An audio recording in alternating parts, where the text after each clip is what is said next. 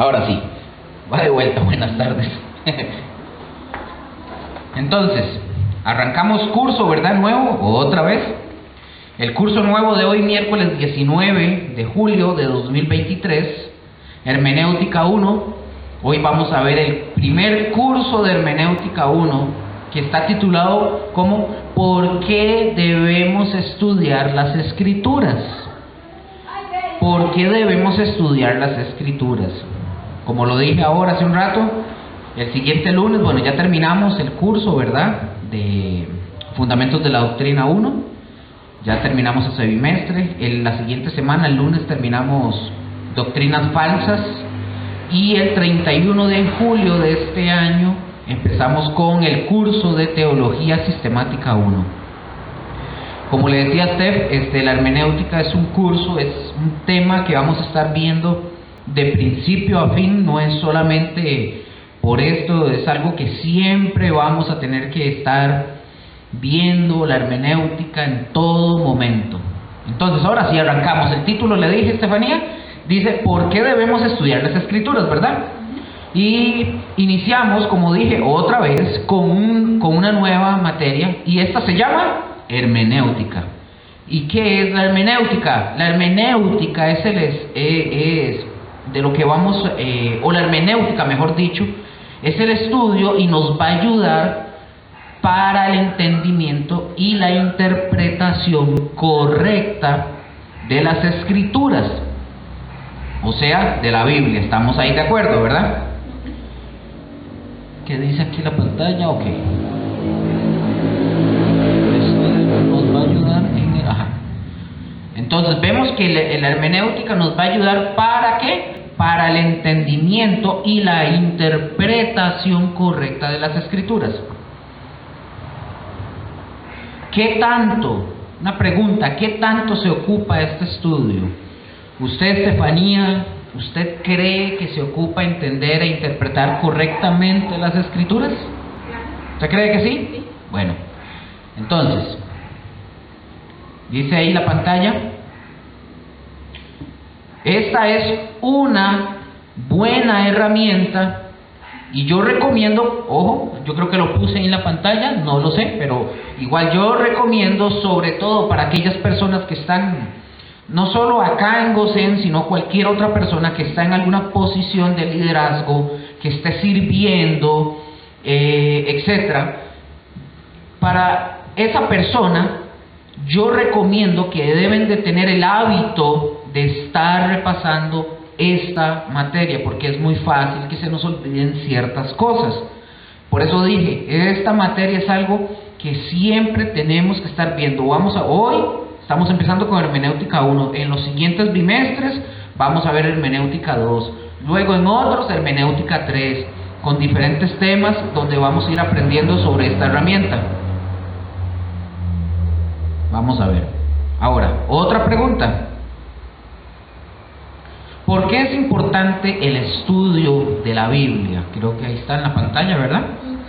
Y vamos a leer dos textos para comprender la respuesta a esta pregunta. Y vamos a ver de primero, está aquí en la pantalla, que es Eclesiastés 12, versículo 9. ¿Me puede ayudar, Steph? Bastante fuerte, por favor. Eclesiastés 12, 9.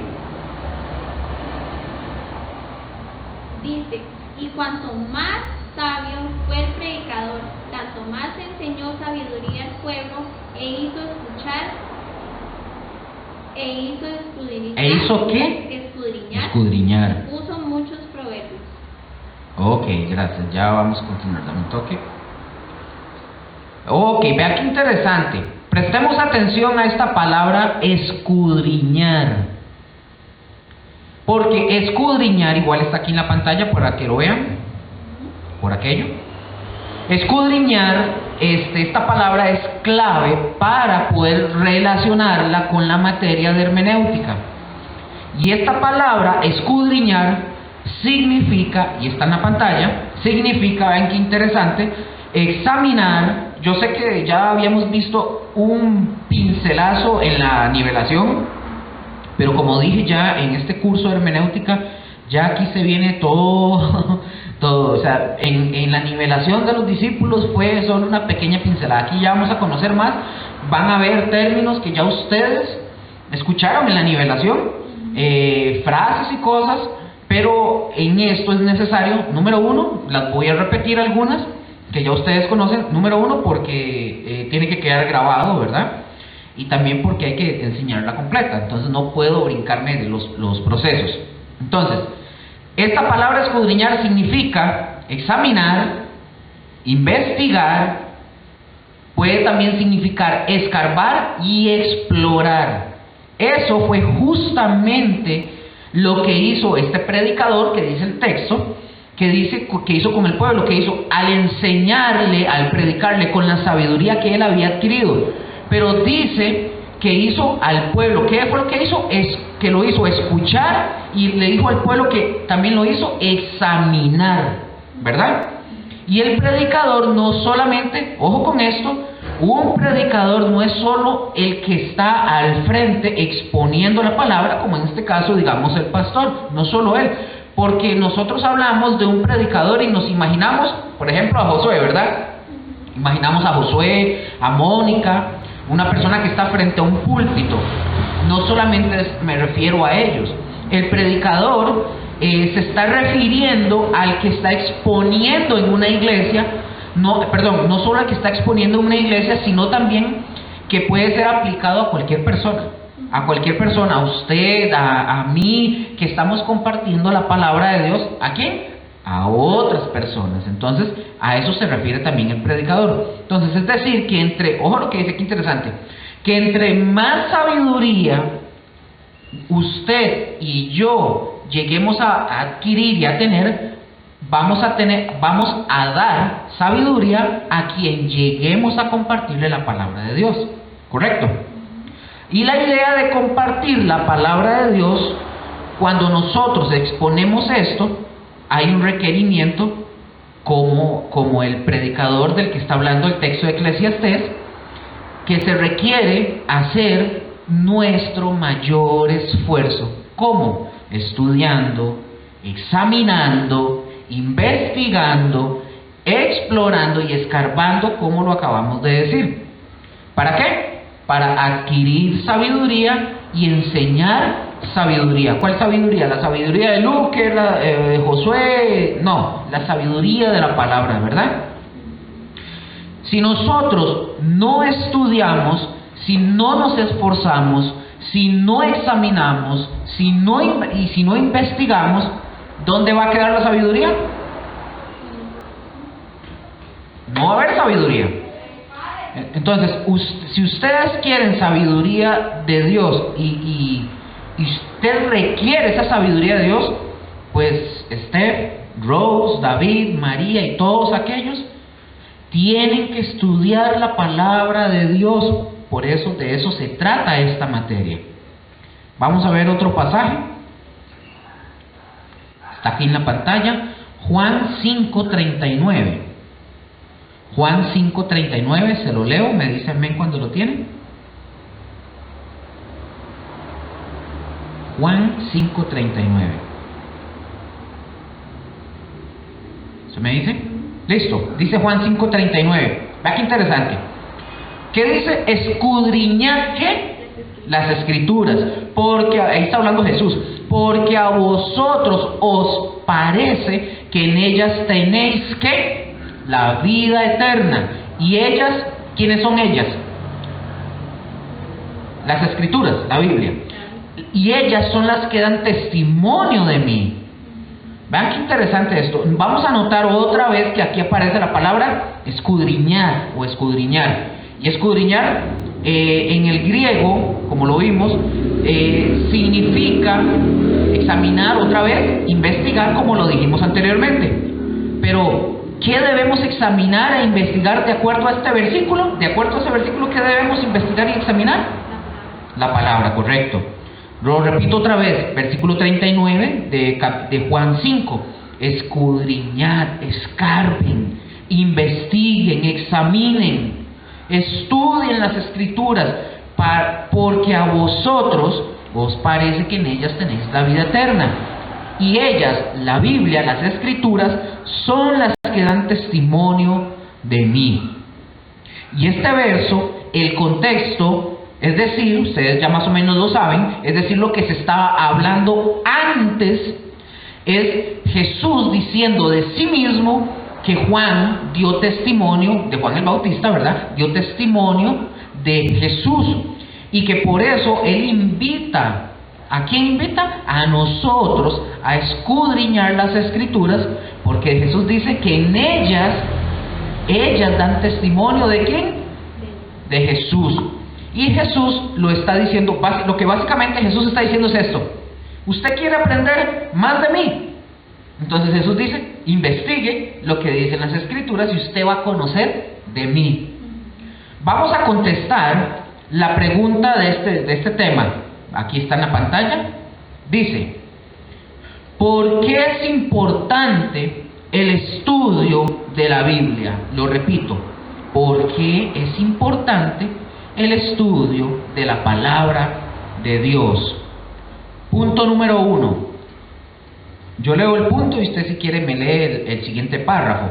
Entonces dice, el punto número 1 es, la pregunta es la siguiente: ¿por qué es importante el estudio de la palabra de Dios? Como punto número 1 para responder, porque la palabra de Dios debe de ser nuestra única fuente de autoridad. ¿Y qué dice el párrafo? Cuando se está hablando de que la palabra es nuestra única fuente de autoridad, no significa significa el no obedecer a nuestros Perdón, sí, no significa el no obedecer a nuestros pastores. Ellos deben de ser la autoridad, pero debe ser tu autoridad siempre y cuando lo que hagan. Perdón, sí, es que yo me equivoqué ahí. Sea la palabra de Dios. Sí, lo voy a repetir porque a mí se me fue una falta ortográfica. Ahí dice, entonces, para no malinterpretar esto, cuando se está hablando de la palabra, la palabra de Dios debe de ser nuestra única fuente de autoridad, no significa que nosotros no debemos de obedecer a nuestros pastores. Digo esto porque hay gente que interpreta, cuando uno dice que la palabra debe ser nuestra única fuente de autoridad, interpretan, entonces no tengo que obedecer a los pastores. No, yo no estoy diciendo eso, para que la gente no vaya a malinterpretar. Sí, evidentemente la palabra lo enseña, los pastores deben ser nuestra autoridad, pero hay una condición, y la condición es que si ellos, para que sean nuestra autoridad, siempre y cuando ellos enseñen la palabra de Dios. Porque si ese pastor, que es mi autoridad, no enseña la palabra de Dios, yo no tengo por qué obedecerlo.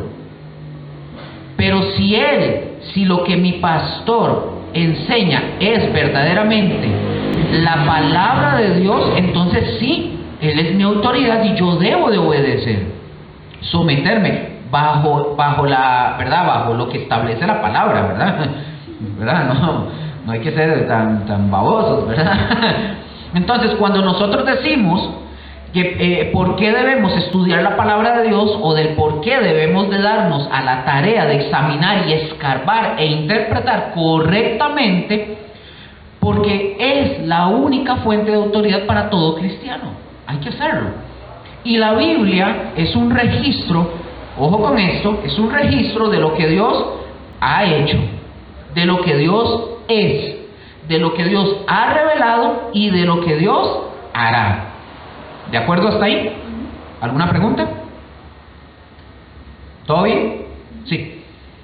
Entonces el mismo Dios considera su palabra de tantísima importancia que Él nos muestra lo suficiente que debe de ser la palabra para cada uno de nosotros. ¿Qué quiere decir?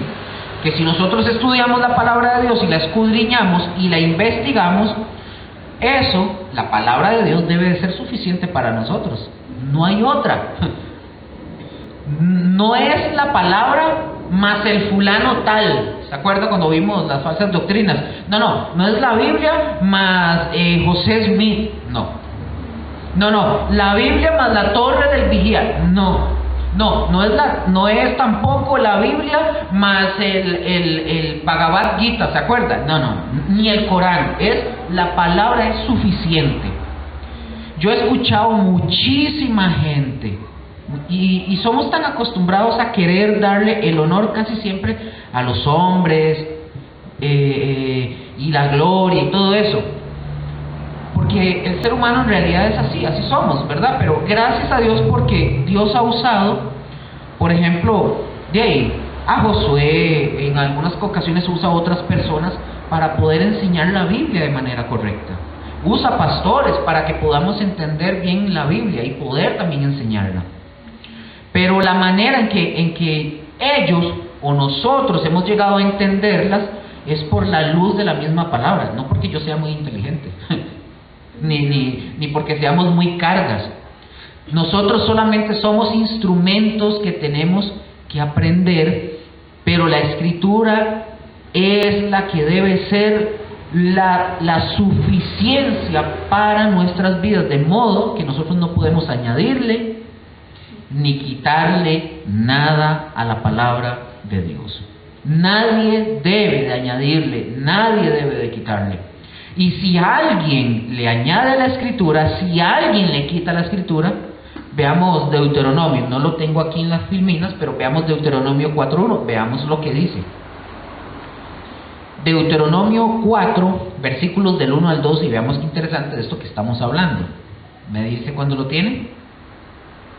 Listo, dice, versículo 1 de Deuteronomio 4 dice: ahora pues, oh Israel, oye los estatutos y decretos que yo os enseño, para que los ejecutéis y viváis, y entréis y poseáis la tierra que Jehová, el Dios de vuestros padres, os da. Versículo 2, presta atención: no añadiréis a la palabra que yo os mando, ni disminuiréis de ella, para que guardéis los mandamientos de Jehová vuestro Dios, que yo os ordeno. O sea, la Biblia básicamente no ocupa que usted y yo le pongamos de nuestra propia cosecha, no lo necesita, para nada, para nada. Y vamos a ver otro texto ahí, está en Apocalipsis 22, Apocalipsis 22 del 18 al 19. Ese sí los puede leer, por favor. Apocalipsis 22 del 18 al 19. Dice la palabra: yo testifico a todo aquel que oye las palabras de la profecía de este libro. Si alguno añadiere a estas cosas, Dios traerá sobre él las plagas que están escritas en este libro. 19. Y si alguno quitare de las palabras del libro de esta profecía, Dios quitará su parte del libro de la vida y de la santa ciudad y de las cosas que están escritas en este libro. Ahí está. Entonces, ¿cuál es la enseñanza hasta aquí? Bueno, ¿por qué es que debemos de estudiar la palabra de Dios? ¿Por qué? Porque es la palabra de Dios. Correcto, porque es la única fuente de autoridad para nuestras vidas. Pero tenemos que tener cuidado, ya que Dios le da tantísima importancia a su palabra que ni ustedes ni yo podemos quitarle ni ponerle. La Biblia contiene, es increíble, porque contiene una asombrosa unidad. ¿Por qué voy a hablar de la Biblia?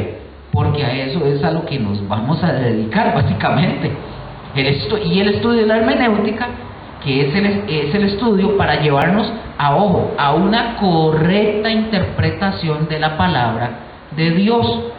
Así que la Biblia contiene una asombrosa unidad, como dije, y es una colección de escritos que compaginan uno con el otro en un mismo tema. Vamos a ver aquí esta otra en la pantalla. Dice, esto ya lo vimos, como le dije, lo vimos en la nivelación, pero tengo que volver a darlo. Usted ya tal vez se lo sabe, pero vamos a darlo. Y la pregunta es, ¿cuál es el tema principal de la Biblia? Mucha gente no sabe responder esta pregunta. Muchos dicen, bueno, Dios, es que Jesús, hablar de Jesús. Bueno, sí, en parte, pero bueno, el tema, respondiendo a la pregunta, ¿cuál es el tema principal de la Biblia? El tema principal de la Biblia es la redención del hombre y el Redentor, que es Jesucristo. Ese es el tema principal. Entonces nosotros no debemos de pensar mucho ni de asustarnos si a nosotros nos preguntan, oye, ¿qué dice la Biblia? ¿De qué habla? Eso es el tema principal de la redención del hombre y el Redentor, que es Cristo. La Biblia habla de Cristo de la primera etapa hasta la última. No existe otro libro por el cual nosotros debemos de conducirnos, ustedes y yo. Es decir, que la base de nuestro aprendizaje de cada uno de nosotros como cristianos, seguidores de Jesús, debe ser solamente la Biblia, la palabra de Dios. Otro tema interesante aquí está. Ya también lo conocemos, pero vamos a enseñarlo igual. La Biblia fue escrita por ¿cuántos autores? 48 autores diferentes, de distintas profesiones y oficios. 48 personas que tenían culturas, formas de pensar, oficios completamente diferentes, que vivieron en épocas distintas, pero sin embargo todos concuerdan con el mismo pensamiento central de la Biblia. ¿Cuál que era? La redención del hombre y el Redentor, que es Jesucristo. La Biblia nosotros la tenemos, recordemos esto, la Biblia nosotros la tenemos o cuenta con 66 libros. ¿Se acuerda de eso, verdad? Cuenta con 66 libros. 39 son del Antiguo Testamento y 27 libros son del Nuevo Testamento. Esto es muy importante, ya que para que usted y yo conozcamos, porque si nosotros vamos a llevar a cabo esta materia que es hermenéutica, tenemos que tener el conocimiento que tiene que ver con la palabra, ¿verdad? Y el orden que nosotros tenemos, ¿se acuerdan de esta también? El orden que nosotros tenemos en las Biblias está sacado o viene de acuerdo a la traducción griega, de la traducción del Antiguo Testamento en griego, que se llama la Septuaginta. La Septuaginta, que es un informe pequeño, pero esto lo tenemos que conocer, ¿verdad? Vamos a ver. Esta traducción, aquí está más resumido porque en la nivelación ustedes lo recibieron un poco más completo, pero esta traducción data del 250 antes de Cristo. Todavía existe esta traducción griega y fue hecha en Alejandría por 72 eruditos judíos. Y el orden que nosotros tenemos de esta traducción y del por qué nuestras Biblias están en ese orden, de acuerdo al orden que vienen primero los primeros 5 libros, el Pentateuco, la ley, que es Éxodo, Deuteronomio, Génesis, Éxodo, Deuteronomio y todos esos, en ese orden. Y si ustedes se fijan, el Antiguo Testamento está dividido en 4 partes. Una de estas se le conoce como, lo acabo de decir, el Pentateuco, que es una, de hecho el Pentateuco es una clase también que se va a dar, pero más adelante. El orden que está así está el Pentateuco, por aquello que lo quieran anotar,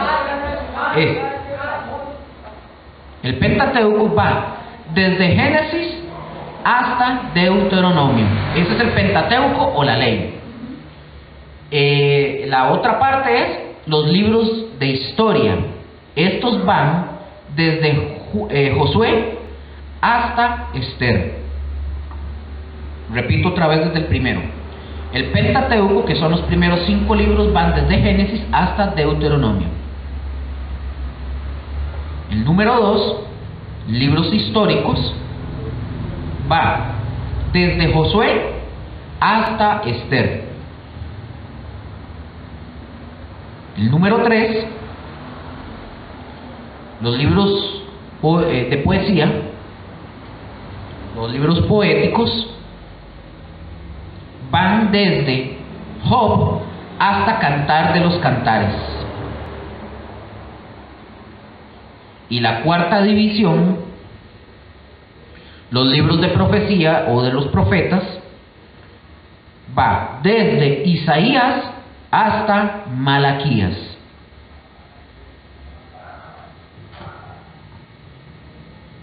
Va desde Isaías hasta Malaquías, esta cuarta división. Entonces son la ley, libros históricos, libros de poesía y los libros de profecía. Esa es la división. ¿Estamos ahí? Esta división proviene de la Septuaginta, y recordemos que esta Septuaginta, este símbolo, son 70, ¿verdad? En número romano. Esta división proviene de la Septuaginta, y si nosotros un día llegamos a oír o ver la traducción hebrea, para que no nos asustemos, quien realizó la traducción fue de la Vulgata Latina, fue Jerónimo de Estridón, y de ahí fue como se formó esta versión. Entonces, ¿él qué hizo? Él tomó la versión de la Septuaginta y formó el orden conforme a la versión de la Septuaginta, ¿verdad? De la Vulgata Latina se sacaron las Biblias que están al español y al inglés. La Biblia, ahora sí, la Biblia hebrea tiene solo 3 divisiones, eso lo vimos a detalle en la nivelación, ustedes lo tienen. Pero en lugar del Pentateuco, ellos le dicen la Torá, ¿verdad? Que es la ley o la instrucción. Luego vienen las escrituras, todo lo que es poesía y historia van juntos en la palabra de ellos, ¿verdad? En la Biblia de ellos, de los hebreos. Y eso nosotros lo vemos en la Biblia cuando Jesús, por ejemplo, él en algunos casos él menciona la escritura haciendo referencia solo a esa parte de la historia de ellos, ¿verdad? Pero los libros son los mismos al final, es lo mismo. Vamos a ver. Ajá. Lo que sí no hay en la Biblia hebrea como la versión de nosotros son los libros que se conocen como los deuterocanónicos, ¿verdad? Estos fueron eliminados o son los famosos libros apócrifos. Y esto es ahorita nada más para que tengan un panorama de lo que vamos a estar estudiando, porque existen en la actualidad otros libros antiguos conocidos como apócrifos, los cuales fueron rechazados porque contienen doctrinas erróneas que contradicen a los 66 libros que tenemos en la Biblia. Ahora, vamos a la otra filmina. Ahí está. La Biblia fue escrita en 3 idiomas principalmente. Esto es necesario conocerlo también. La primera, Estefanía, ¿cuál fue? Hebreo. ¿El segundo? ¿Arameo qué? Griego. No, pero arameo dice ¿qué? Solo estas partes del Antiguo Testamento. Solo algunas partes del Antiguo Testamento fueron escritas en arameo. ¿Y el Nuevo Testamento? Todo el Nuevo Testamento. Todo en griego, ¿cierto? Sí. Ok. Entonces tenemos 3 idiomas, hebreo, arameo, son unas partes, y el resto en griego. Y ya dijimos que la Biblia, su centro principal es hablarnos de la redención y del Redentor que es Jesucristo. Pero también es importante entender que la Biblia tiene la finalidad de guiar a los hombres al conocimiento de Dios y a la dependencia total de Dios.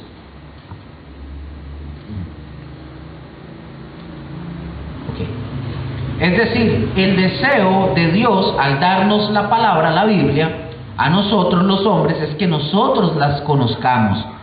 Y la finalidad es que las conozcamos, para eso es la Biblia, ya que va a ser la guía para que nosotros conozcamos al Dios de la Biblia y que Él se reveló a nosotros, ¿por dónde? Por medio de la palabra. Por un lado, pero que ese conocimiento a nosotros más bien nos lleve a depender completamente de Dios. Si ustedes se fijan, no es puro conocimiento. La idea es que nosotros aprendamos a depender completamente de Dios. Vamos a ver. Ok. Es Dios, por ejemplo, cuando Adán falló y Eva caen, ellos se equivocaron y desobedecieron, y por eso entró el pecado cuando en realidad no había. De ahí vienen todas las consecuencias de que nosotros tenemos, vienen de ahí. Pero nosotros vemos a Dios Un Dios que no abandonó al hombre, no lo dejó a la deriva, sino que más bien, ¿qué hizo? Lo buscó. Dios toma la iniciativa. Dios busca al hombre y lo que hace Dios es darle una promesa de redención desde el principio. Lo vimos, ¿se acuerdan? En Génesis 3:15, que desde ahí viene la promesa de la redención. Y ahí nosotros vemos la línea de cómo Dios desde el principio habla de que el propósito de la Biblia, su centro, es la redención del hombre y el Redentor, que es Jesucristo. Desde ahí, imaginémonos el pensar y decir, ¿quién soy yo, como dice la palabra, para que tú te acuerdes de mí? O sea, ¿quiénes somos nosotros para que Dios nos haya buscado cuando más bien nosotros estábamos perdidos en tantas cosas? ¿Quiénes somos nosotros? Y ahí es donde comenzamos a conocer el deseo, su deseo de Dios, y que nosotros dependamos de Él. Ese es el plan, justamente el plan de Dios. Aquí estamos en la pantalla, dice, ¿quién es el autor de las Escrituras? Dios es el autor. Y este es otro punto muy importante que tenemos que aprender. Dios es el autor de las Escrituras. ¿Dios qué hizo? Dios se reveló a los hombres para que en primer lugar los hombres tuvieran redención por Jesucristo. Pero en segundo lugar, que pudiéramos conocer a Dios, acercarnos a Él y tener comunión personal con Él. Y estas cosas tan valiosas, es decir, Dios, que es el autor de la Biblia, el que hizo las Escrituras, es el que se reveló a los hombres e inspiró a los hombres para que escribieran las Escrituras, y para que a través de estas Escrituras el hombre pudiera encontrar la redención en Jesucristo. Ahora, ¿usted cree que merecíamos eso nosotros siendo pecadores? No lo merecíamos. Pero Dios al final lo hizo, Él quiso, para que nosotros pudiéramos tener redención. Vamos a ver, ahí dice, no hay manera que nosotros nos pudiéramos salvar a nosotros mismos, no hay forma. No hay forma en la que nosotros nos podamos rescatar a sí mismos. Pero Dios nos mandó ¿a quién? Al rescatador y el redentor nuestro. ¿Quién es Él? Jesucristo. Y ahí está el primer punto de lo que nosotros vemos en las Escrituras. Pero el segundo punto es que Dios también quería que nosotros le conociéramos. ¿Y cómo vamos a conocer a Dios si el pecado nos aleja de Dios? ¿Cómo podríamos conocerlo? Solamente recibiendo la redención. Solamente. Primero, la redención revelada en la Escritura. Es decir, yo recibo mi redención por la redención, valga la redundancia, la redención de Cristo. Yo puedo conocer a Dios por esa redención. Puedo saber quién es mi Dios, mi Creador y el Creador de todas las cosas. Puedo saber quién es Dios, qué le agrada y qué no le agrada. Creo que aquí lo dice, ¿verdad? No. Vamos a ver, creo que está aquí. Aquí está. Ajá. Aquí nosotros con eso sabemos qué le agrada a Dios y qué no le agrada, ¿cierto? ¿Verdad? Espérate que me perdí. Me perdí un poquitín.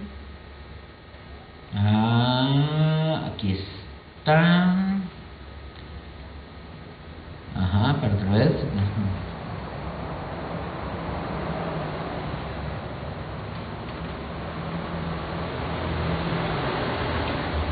Mira, sí, me perdí, qué curioso. Pero si lo tenía... Bueno, entonces, sí. Entonces dice, bueno, Dios, el Dios de las Escrituras, vamos a ver. No, me perdí, como que se me movió esto. Ok, yo creo que aquí sí, aquí estamos.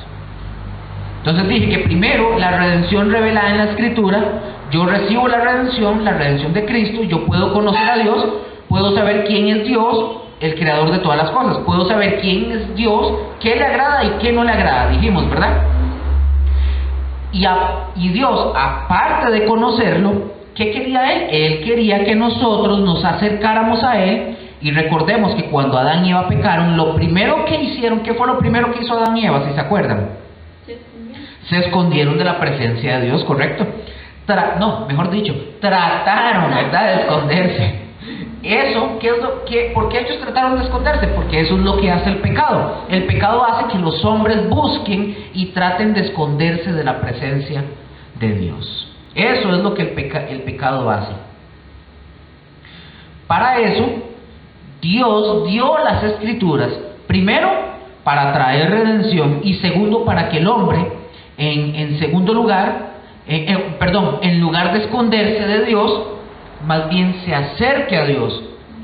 Y aparte de acercarnos a Dios, la otra cosa que Dios quiere hacer a través de las Escrituras es que aprendamos, ustedes y yo, a tener una comunión personal con Él, que es, creo que está aquí, que es lo más difícil de nosotros como seres humanos.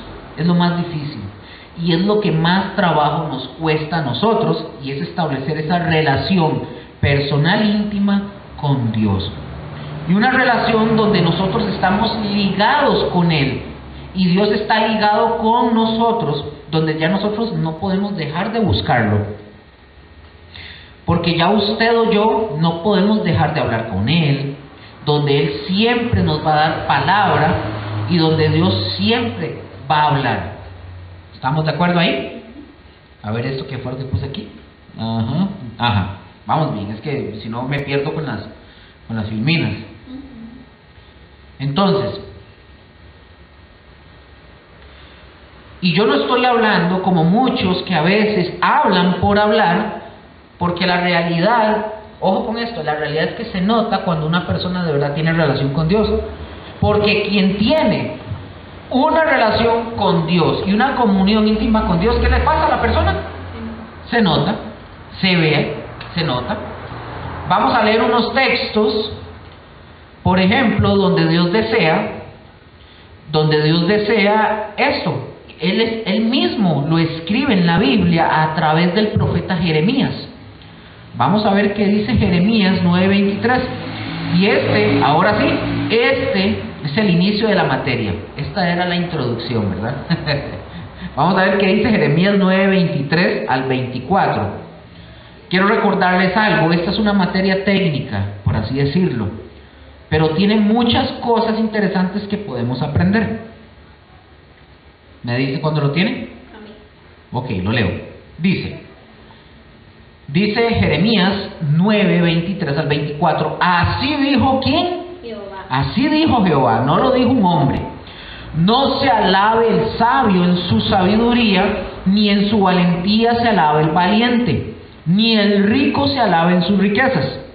Mas alabes en esto el que se hubiere de alabar. ¿En qué?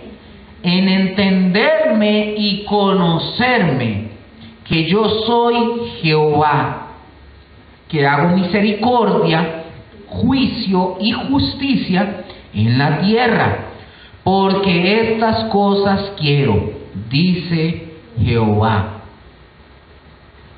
Vamos a ver. Entonces, ¿qué es lo que Dios desea? Por un lado, la redención del hombre, pero por el otro, que el hombre le conozca. Vamos a ver otro texto, está aquí en la pantalla también. Otro texto está en Juan 17:3. Entonces vemos que interesante. Sí, Dios quiere la redención del hombre, pero no solo se quedó en la redención. Él quiere que el hombre le conozca y tenga una relación íntima con Él. ¿De acuerdo hasta ahí? Ok, dame un toquecito.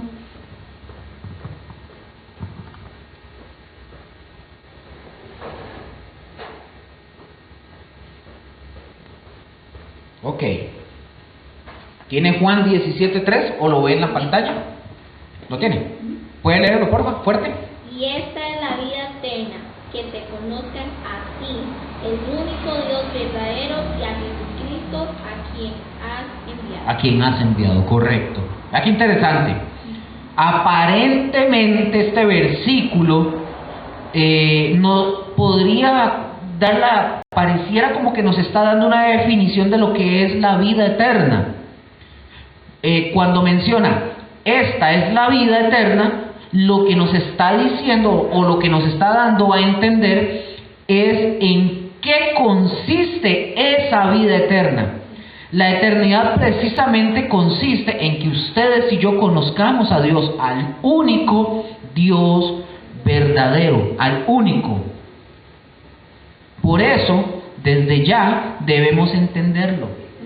Hasta el día que llegue el momento en que ustedes y yo tengamos que partir, o una de dos, o partir con el Señor, o que Él venga, una de dos, y que nosotros podamos estar toda la eternidad al lado de Dios. Ahorita, de aquí hasta que el Señor venga, nosotros ¿qué vamos a ir haciendo? Le vamos a ir conociendo de una cierta manera, porque somos, lamentablemente, como humanos, somos limitados en nuestra mente y en nuestro cuerpo, que todavía es un cuerpo corrupto, ¿se acuerdan? Y pecaminoso, y básicamente estamos limitados. Pero cuando el Señor venga y nos transforme, dice la palabra que vamos a conocer a Dios tal como Él es. Tal como Él es. Y Dios no dio, aquí está en la pantalla, Dios no dio a los hombres las escrituras para que los hombres se vanagloriaran en el conocimiento de ellas. Dios dio las escrituras para que le conociéramos a través de ellas, para que ustedes y yo tengamos salvación y dependencia total en Dios. A mí me ha tocado saber de algunos estudiantes, no aquí, ¿verdad? Obviamente, ¿verdad? No estoy hablando de aquí por aquello, pero yo he conocido y me he tocado ejemplos de gente que estudian, que han terminado en algún instituto, lo terminan, y luego salen presumiendo con tanta vanagloria. ¿Y qué pasa? Que no llegan a funcionar como debe de ser. Porque esto no se trata de estudiar por estudiar o por venir a ganar un título, un papel, no se trata de eso. El papel que a ustedes y a mí nos debe de dar gozo es el que usted y yo vamos a recibir cuando lleguemos a la presencia de Dios, porque ese es el verdadero certificado con el cual nosotros vamos a pasar a la presencia de Dios. Esta es la verdadera graduación, es cuando nos enfrentemos cara a cara con Jesús.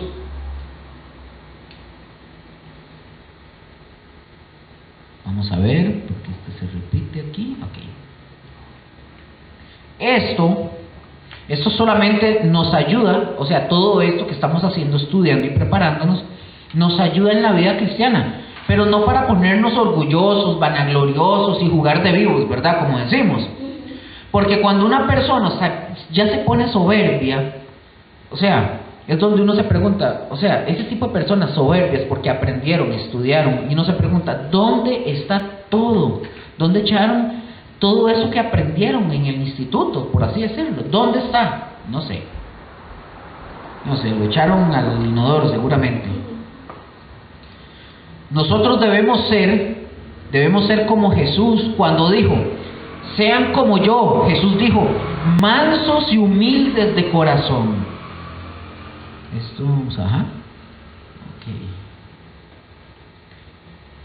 Debemos de ser mansos y humildes de corazón como lo dijo Jesús. Pero cuando nosotros vemos a gente así, hermanos, uno se pregunta, o sea, ¿qué les pasó? No logro entender qué les pasa. Pero ustedes, Estefanía, María, David y todos los que vengan, échenle ganas, no desistan, ya que esto tiene otro propósito a lograr en nuestras vidas, y es formación de carácter, formar un carácter en nosotros y un carácter útil. Aún para estudiar esta materia de hermenéutica, ustedes se van a dar cuenta que se ocupa un carácter y una actitud correcta y mucho esfuerzo, porque esto no es sencillo. Yo no sé si ustedes, yo los he dicho un momento, hay gente que van a la iglesia, un día van a la iglesia tanto tiempo, luego se van y usted les pregunta, mira, los invita, usted los invita a la iglesia y dice, no, yo ya conozco, ¿cómo es eso? Ah, no, yo fui, yo ya sé eso. No saben, porque hay gente que dice, vaya, ponga a trabajar al pastor, vaya a hacer tal cosa. No saben la clase de trabajo que es prepararse para esto. En este estudio yo se los dije a ustedes, la gente que está escuchando esto y que tienen ese tipo de pensamiento, pero que no son ni chicha ni limonada, no son ni cristianos, según ellos, dicen ser cristianos, pero están más del otro lado que del Señor y creen saber muchas cosas, se van a dar cuenta, si escuchan todo esto, se van a dar cuenta que esto no es nada más de soplar y hacer botellas. La gente que dice todo eso se van a dar cuenta que esto no es nada más de que se sientan a rascarse la panza. Esto es un trabajo muy cansado, es muy arduo, hay que leer, hay que conocer un montón de cosas y estudiar y prepararse. Y la gente que tiene esa costumbre de pensar de que ya creen que saben mucho, se van a sorprender, porque no saben absolutamente nada. Y también hablo de cristianos que desertan, que no quieren prepararse, que no quieren estudiar, que creen que ya porque tienen un puesto de liderazgo, creen que ya eso es todo. No saben, se van a dar cuenta, para que después sigan hablando. Entonces, vamos a ver, como dije, aprendamos de la Biblia, y que porque la Biblia, que había quedado anteriormente, que decía que para estudiar esta materia de hermenéutica, que nos vamos a dar cuenta que se ocupa ¿qué? Carácter y una actitud correcta, porque esto es trabajo arduo, esto no es nada más de venir y agarrar y pegarse una leíta, no. Aprendamos esto de la Biblia en nuestra vida, porque esto debe estar fuera de toda discusión. Es decir, la Biblia y el aprendizaje y el conocimiento que usted, Estefanía, y todos nosotros lleguemos a tener de la Biblia, no es para contender y estar peleando de la Biblia. No es para eso. La Biblia, creo que está aquí, no es para polemizar. La Biblia es para que se cumpla ¿qué? ¿El propósito mío? ¿O es para andar peleando? No, por eso dije, no es para polemizar, es para que se cumpla el propósito de Dios, la redención del hombre y el Redentor, que es Cristo, que Él sea el centro de nuestras vidas. La Biblia no es para que ustedes y yo presumamos lo que sabemos. La Biblia es para que nosotros demostremos quién vive realmente en nuestro corazón. El centro de la Biblia se llama Jesucristo. La solidez del pensamiento cristiano y la vida cristiana depende mucho, o mejor dicho, va a depender mucho del lugar que usted, Estefanía, María, Rose, David y todo el mundo,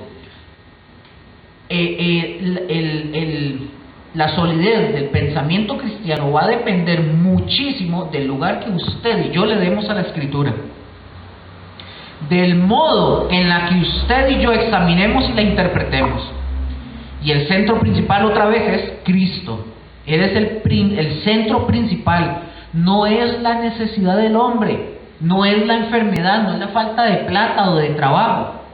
La Biblia no es, apunte esta palabra, no es antropocéntrica, para que lo entiendan. Hoy día, vamos a ver, creo que está acá, no, antropocéntrica, antropocéntrica. Hoy nosotros escuchamos en muchos lugares un mensaje justamente antropocéntrico. ¿Qué quiere decir esto?